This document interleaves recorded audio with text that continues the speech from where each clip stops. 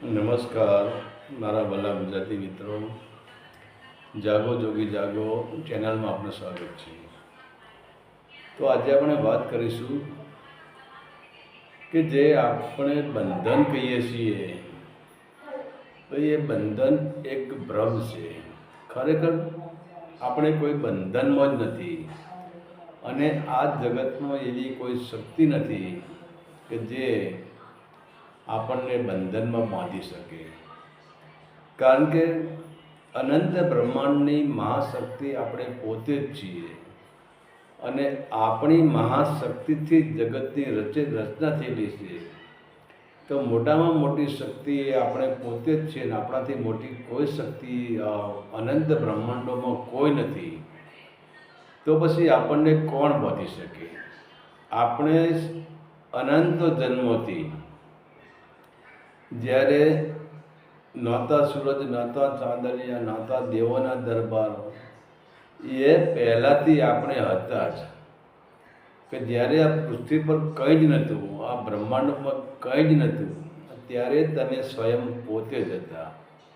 તો તમે પોતે જ હતા, તો પછી તમારામાંથી જે વસ્તુ ઉત્પન્ન થઈ હોય, તમારામાંથી જે રચના થઈ હોય, એ રચના તમને કેવી રીતે બાંધી શકે? માની લો કે આપણે જોઈએ કે એક ચિત્રકાર ચિત્ર બનાવી રહ્યો છે, તો ચિત્રની ઉત્પત્તિ ચિત્રકારે કરી. તો ચિત્રની એવી શું તાકાત છે કે ચિત્રકારને બાંધી શકે, ચિત્રકારને બંધનમાં રાખી શકે? ચિત્રકાર મુક્ત છે, ચિત્ર બનાવીને એ ચિત્રથી અલગ પડી શકે છે, પણ ચિત્ર એનો પીછો કરી શકતું નથી, ચિત્ર એને બંધનમાં બાંધી શકતું નથી. તો એવી જ રીતે આપણે પોતે પણ કોઈ પણ પ્રકારના બંધનમાં જ નથી. કારણ કે આપણે બંધન માનીએ છીએ કે હું મનુષ્ય છું, હું બ્રાહ્મણ છું, હું ક્ષત્રિય છું, હું વૈશ્ય છું, હું શૂદ્ર છું, હું હિન્દુસ્તાનનો છું, હું અમેરિકાનો છું, હું ઇંગ્લેન્ડનો છું, હું લંડનનો છું, હું પારસી છું, હું જૈન છું, હું ઈસાઈ છું. આ બધું આપણે આપણા ભ્રમના કારણે જ કહી શકીએ છીએ. નહીંતર બાકી તમે પોતે શરીર નથી. કે તમારામાંથી જેમ ચિત્રકાર ચિત્ર બનાવે છે, એમ તમે આ ચિત્ર બનાવેલું છે. તો પછી ચિત્ર તમારું બનાવેલું છે, તો ચિત્રથી મહાન તમે છો, અને ચિત્ર તમને બંધનમાં બાંધી શકતું નથી. તો કહેવાય કે જેમ આપણે જોઈએ કે એક રાજા હોય, એક સમ્રાટ હોય, અને એ સમ્રાટને જો રાત્રે સમ્રાટ સૂઈ જાય અને સમ્રાટને સ્વપ્ન આવે, અને એને સમ્રાટને એવું સ્વપ્ન આવે કે સ્વપ્નમાં હું ભિખારી બની ગયો, સ્વપ્નમાં હું ગરીબ બની ગયો, અને ઘેર ઘેર હું કટોરો લઈને ભીખ માગતો હતો. મારા જે કપડાં હતા એ ફાટેલા તૂટેલા કપડાં હતા, મારા જે વાળ હતા એનું કંઈ ઠેકાણું નહોતું, મારી દાઢી વધી ગઈ. આવું જો એ સમ્રાટને સ્વપ્ન આવે, અને જ્યારે સવારે એ જાગીને જુએ, તો શું ખરેખર એ સમ્રાટ ભિખારી હોય છે? એ સમ્રાટ ઘરે ઘરે ભીખ માગતો હોય છે? ના. તો જે સ્વપ્ન આવી, એ સ્વપ્ન અવસ્થા, જેને આપણે બેહોશીની અવસ્થા કહીએ છીએ, જેને આપણે ભ્રમની અવસ્થા કહીએ છીએ, તો આ જગતમાં આ અવસ્થા, જે ભ્રમની અવસ્થા, જે આપણી બેહોશીની અવસ્થા, એ અવસ્થા જ કામ કરી રહી છે. અને એ જ અવસ્થાને લીધે આપણને એક આ વિરાટ સ્વપ્ન છે, જે આ જગતનું સ્વપ્ન છે, એ આપણને 60, 70 કે 80 વર્ષ સુધી જોવાનું છે, અને 80 વર્ષ લાંબુ સપનું છે, એટલે આપણે સત્ય માની લઈએ છીએ. પરંતુ એક સમ્રાટને રાત્રે એને ઊંઘમાં સપનું આવ્યું. હવે ઊંઘ એ બેહોશીનું કારણ છે. બેહોશીમાં જે મહાસમ્રાટને સ્વપ્ન આવ્યું કે હું ભિખારી છું, ત્યારે એ મહારાજા, એ સમ્રાટ પોતે સ્વપ્નમાં બેહોશીના કારણે, ભ્રમના કારણે સત્ય જ માની રહ્યો હતો કે હું ભિખારી છું, અને હું ઘરે ઘરે ભીખ માગી રહ્યો છું. પરંતુ જ્યારે સવાર પડીને એ જ સમ્રાટ જાગૃત થાય છે, ત્યારે એને ખબર પડે છે કે સ્વપ્ન હતું, તો હું કોઈ ભિખારી હતો નહીં. પણ હવે એને ખબર ક્યારે પડી કે સવારે જાગૃત થયો ત્યારે એને ખબર પડી કે હું ભિખારી નહોતો અને મેં જે રાત્રે જોયું છે એ ખરેખર સ્વપ્ન જ હતું, એમાં સત્ય કંઈ જ નથી. તો એવી જ રીતે આપણે પણ જે આપણને જે પરમાત્માએ આપણે 70 કે 80 કે 90 વર્ષનું આપણે જે આયુષ્ય આપ્યું છે, જેને આપણે જીવન કહીએ છીએ, અને એ આપણું જીવન એ આપણી બેહોશી જ છે. આપણે નિંદ્રામાં જ જીવન જીવીએ છીએ, આપણે ઊંઘમાં જ જીવન જીવીએ છીએ, આપણે બેહોશીમાં જ જીવન જીવીએ છીએ, આપણે બ્રહ્મમાં જ જીવન જીવીએ છીએ. અને જો આપણે બ્રહ્મ જીવન ના જીવતા હોય, આપણે બેહોશીમાં જીવન ના જીવતા હોય, તો જે આપણને આ 80 વર્ષનું સપનું આવે છે, સપનું આપણને એમ લાગે કે જે આ જે 80 વર્ષનું જે સંસારરૂપી સપનું છે, જે જગતરૂપી સપનું છે, એ મિથ્યા છે. અને એ મારામાંથી આ સંસારરૂપી જે ચિત્ર છે, એ ચિત્ર મેં પોતે જ બનાવેલું છે. તો પછી હું તો આનાથી અલગ જ છું કે હું પોતે ચિત્રકાર છું, હું ચિત્ર નથી.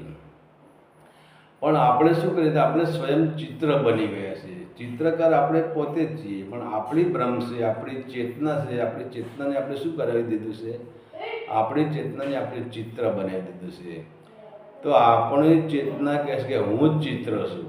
એટલે આપણે શું વિચાર કે હું શરીર છું, હું જગત છું, આ ધર્મ મારો છે, આ ગ્રંથ મારો છે, આ ઉપનિષદ મારા છે, આ ધર્મગુરુ મારા છે, આ ભગવાન મારા છે, આ સમાજ મારો છે, આ મા બાપ મારા છે, આ પરિવાર મારો છે, આ જ્ઞાતિ જાતિ વર્ણ કોમ આ બધું મારું છે.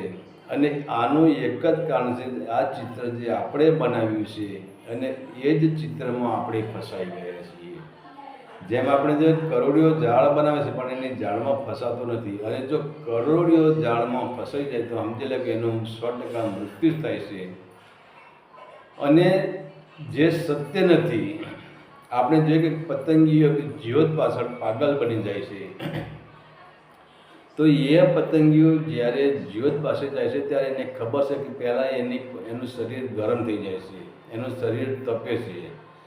એ પતંગીઓ જ્યારે જ્યોત પાસે જાય છે ત્યારે એ પતંગી દુઃખ જ વેઠે છે, અને એ જ્યોતમાં ક્યાંય આનંદ મળતો નથી. પણ એમ છતાં એ જ્યોતના ભ્રમના કારણે અને જ્યોતના એક આકર્ષણના કારણે એ પતંગી પોતાની પાંખો બાળી નાખે છે. એની પાંખોથી, એ અગ્નિથી, એ જ્યોતથી એની પાંખો બળી જાય છે, અને પોતે પણ એ જ્યોતમાં હોમાઈ જાય છે, પોતે દુઃખી થઈને હોમાઈ જાય છે. જ્યારે એ પતંગિયાનો જીવ છૂટે છે, જ્યારે એના પ્રાણ નીકળે છે, ત્યારે એ પતંગિયાના પ્રાણ દુઃખમાં જ નીકળે છે, બેહોશીમાં જ નીકળે છે. તો એવી જ રીતે આજે આપણે જે ચિત્રકાર છીએ અને આપણે જે જગતરૂપી બ્રહ્માંડરૂપી જે ચિત્ર બનાવ્યું છે, એમાં ચિત્રને એ આપણે એવી જ્યોત માની બેઠા છીએ કે આમાં આનંદ છે. અને એ આનંદને લૂંટવા માટે આપણે આદિ વ્યાધિ અને ઉપાધિ આ 3 પ્રકારના દુઃખ વેઠવા પડે છે. અને 3 પ્રકારના દુઃખ વેઠીને ધીરે ધીરે આપણી સુરતાની 2 પાંખો હોય છે કે જે સત્યની પાંખ અને કરુણાની પાંખ. આ બંને પાંખો આજે આ સંસારરૂપી જે જ્યોત બળી રહી છે, સંસારરૂપી જે ભઠ્ઠી બળી રહી છે, અને એની અંદર એમાં આપણે આકર્ષાઈ ગયા છીએ. અને આખું જીવન આપણે એમાં હોમી દઈએ છીએ. અને જીવન તો હોમી જાય છે એ વાત બરાબર છે, પણ આપણી સત્યની અને કરુણાની બંને પાંખો બળી જાય છે. અને છેવટે આપણે આદિ વ્યાધિ ઉપાધિમાં આપણે દુઃખી થઈને પોતાનું જીવન આપણે ટૂંકાવી નાખીએ છીએ, અને અમૂલ્ય અવસરને આપણે ચૂકી જઈએ છીએ. તો એક વસ્તુ એવી છે કે જાણે આપણે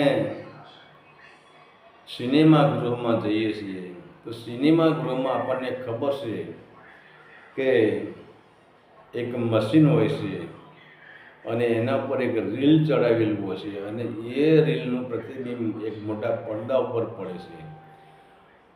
અને એ પડદા ઉપર જે રીલ ફરતું હોય એની સ્પીડ એટલી હોય છે કે આપણને પિક્ચર સત્ય લાગે છે. હવે જુઓ, તમે સ્વયં જે પિક્ચરનો પડદો છે એ જ પડદો તમે પોતે જ છો. પણ તમારા ઉપર હવે આ એક જગતરૂપી રીલ, આ બ્રહ્માંડરૂપી રીલ, આ વિષય વાસનાનો જે વિચારોનું છે, આશાઓનું છે, વાસનાઓનું છે, આ બધું રીલનું જે ચિત્ર છે, કર્મનું રીલ, આ બધાનો જે પિક્ચર છે બધાનો એ બધું એક પડદા ઉપર પડી રહ્યું છે. પણ હવે આપણને ખબર છે કે જે આપણે પિક્ચર જોઈએ છીએ એ બહારથી તો આપણને ખબર છે કે સત્ય નથી. આ એક પ્લાસ્ટિકની પ્રિન્ટ જ છે અને એ પ્રિન્ટમાંથી જ્યારે એનો પ્રકાશ, એના તરંગો જે પડદા ઉપર પડે છે ત્યારે આપણને એ સત્ય લાગે છે. તો ખરેખર પિક્ચર સત્ય ન હોવા છતાં પણ આપણને પિક્ચર સત્ય લાગે છે અને એ જ આપણી બેહોશીનું કારણ બની જાય છે. તમે જુઓ, ઘણા પિક્ચર તો એવા હોય છે કે એમાં કરુણ દ્રશ્ય એવા આ લોકો આપતા હોય છે અને એ ટાઈમે ઘણા એવા પિક્ચરના થિયેટરમાં એવા માણસો કે જે સ્વયં રડવા લાગે છે. અને ઘણા સમયે એવા કિસ્સા પિક્ચરમાં બતાવે છે કે ભલભલા માણસને ક્રોધ આવી જાય કે આ ખોટું થઈ રહ્યું છે, આને મારી નાખવું જોઈએ, આને કાપી નાખવું જોઈએ, આ ના ચાલે, આ લોકોને હેરાન કરી રહ્યો છે. આવા સીનમાં લોકો ક્રોધમાં પણ ભરાઈ જતા હોય છે. અને એક વિચાર કરો કે આપણે જોઈએ છે કે એક એક્ટર હોય ને જેનો જે બીજો હોય, જેનો વિલન હોય, એ વિલન બધાને ઠીસ્યુમ કરતી ગોળી મારી દેશે. ગોળી માટે એનું હૃદય ચીરી નાખે છે, એના અંદર 10, 20, 25 ગોળી મારી દેશે. અને હવે તમે જુઓ, આખો પિક્ચરનો પડદો લોહીથી રંગાઈ જાય છે. એટલું બધી લોહીના ફુવારા એના શરીરમાંથી ઉડે છે. હવે ખરેખર જો સત્ય જ હોય તો પછી બીજા પિક્ચરમાં એ હીરો આવે ક્યાંથી નહીં, બીજા પિક્ચરમાં એ વિલન આવે જ ક્યાંથી? જેનું મૃત્યુ થઈ જાય તો પછી આવવાનું નથી. તો આપણે આ બધું જાણીએ છીએ કે પિક્ચર સત્ય નથી, જે ગોળી મારી ગોળી સત્ય નથી, જે કરુણ દ્રશ્ય બતાવે છે એ પણ એક પ્લાસ્ટિકની પ્રિન્ટ જ છે.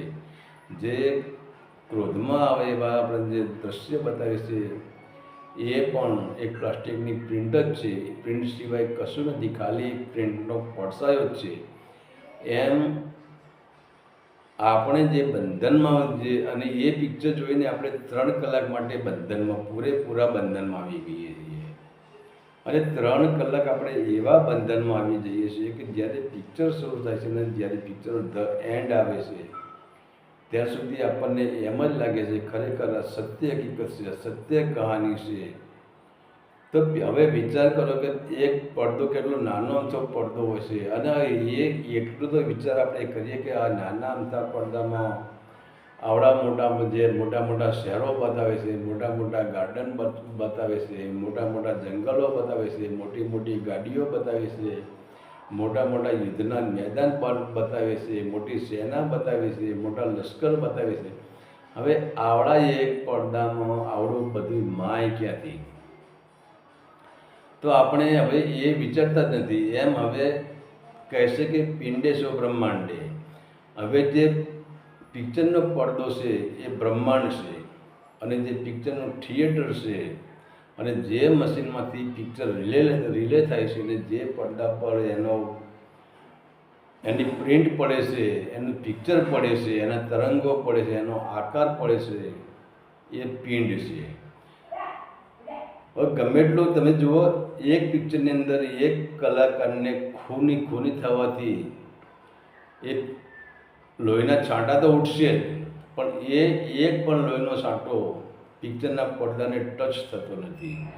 અને ત્યાં કેટલાય માણસોની લાશો પડી જાય છે પણ એક પણ લાશ ત્યાં હોતી નથી.